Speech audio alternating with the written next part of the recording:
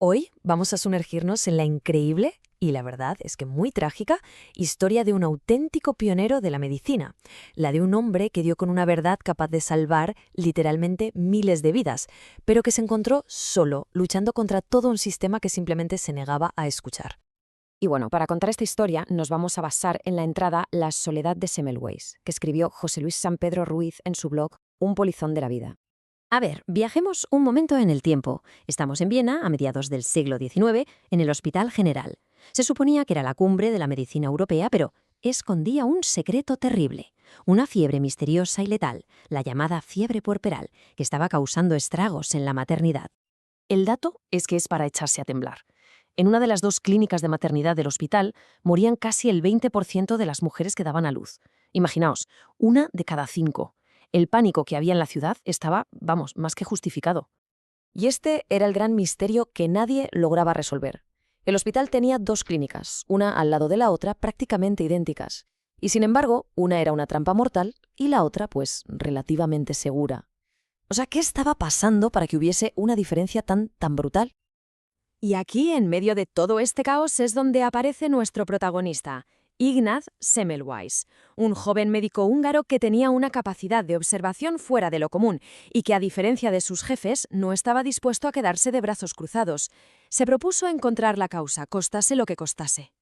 El primer gran hallazgo de Semmelweis llegó al ponerse a mirar los datos y encontró un patrón clarísimo.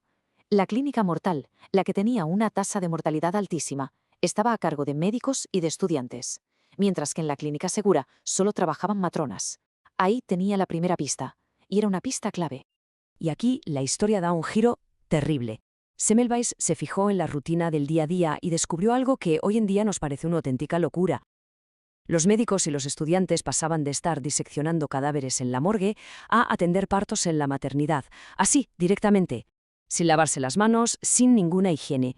Llevaban lo que él llamó partículas cadavéricas, o sea, llevaban la muerte literalmente en sus manos. Así que, con esta idea rondándole la cabeza, Semmelweis propuso una solución. Pero no era un fármaco nuevo ni un tratamiento carísimo. No. Era algo tan simple, tan de sentido común, que la mayoría de sus colegas se lo tomaron como un insulto. A ver, el procedimiento era revolucionario, precisamente por lo sencillo que era. Semmelweis impuso una nueva norma. Cualquier médico o estudiante que hubiera estado en la sala de autopsias tenía que lavarse las manos a conciencia con una solución de hipoclorito de calcio antes de ponerle un dedo encima a una paciente de maternidad. ¿Y los resultados? Bueno, los resultados fueron espectaculares. Inmediatos. La tasa de mortalidad en su clínica se desplomó. Pasó de casi ese 20% a un 2%, prácticamente la misma que en la clínica de las matronas. Lo había conseguido. Las cifras estaban ahí, no había discusión posible. Y lo más curioso de todo es que Semmelweis no sabía nada de gérmenes ni de bacterias. La microbiología aún no existía. Pero su intuición fue acertadísima. La ciencia detrás de su éxito era el ácido hipocloroso, un desinfectante potentísimo que básicamente aniquila los microbios. Cualquiera pensaría que con estas pruebas a Semmelweis lo habrían aclamado como un héroe, ¿verdad? Pues todo lo contrario. Se dio de bruces, pero de lleno, con el muro del orgullo, del ego y de la arrogancia de la comunidad médica de la época. ¿Pero por qué lo rechazaron con tanta fuerza? Pues por varios motivos que hoy suenan a locura. Primero, que un médico, un caballero, un hombre de ciencia pudiera ser el que llevaba la muerte era un insulto a su honor. Les estaba llamando sucios. Además, Semmelweis era joven, era húngaro, un extranjero, y su teoría no tenía una base científica de las que se aceptaban entonces. La idea de gérmenes invisibles, eso era cosa de ciencia ficción. Y aquí llegamos a la parte más triste de la historia, a su final. La frustración, los ataques constantes, su lucha solitaria por la verdad le acabó pasando una factura terrible. Pero como veremos, la historia al final le acabaría dando la razón. Si vemos la cronología de sus últimos años, es que es desolador.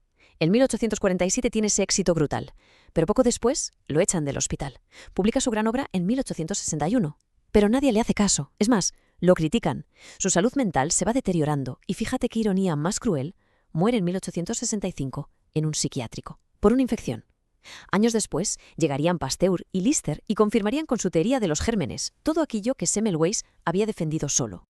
Y creo que esta cita suya lo resume todo a la perfección. No lo hacía por ego ni por fama. Era una obligación moral.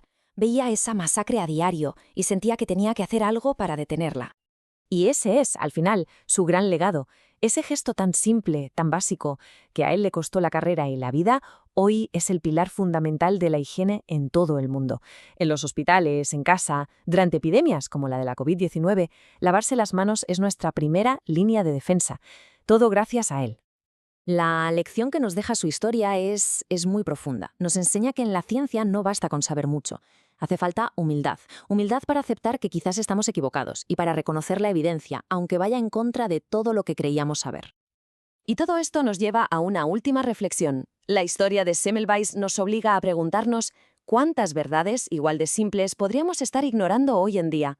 ¿Cuántas soluciones tenemos delante de nuestras narices pero no las vemos por puro orgullo, por costumbre o porque desafían lo que siempre se ha hecho así? Claro, aquí lo he contado de una forma muy resumida, pero la historia tiene muchísimos más detalles fascinantes. Si se quiere profundizar de verdad en ella, lo mejor es leer la entrada original de José Luis San Pedro Ruiz en su blog. Así que para terminar, si esta historia ha parecido interesante, la mejor forma de agradecerlo es apoyar al creador original. Recomendamos de verdad suscribirse al blog Un Polizón de la Vida y seguir el gran trabajo de divulgación que hace su autor. Merece mucho la pena.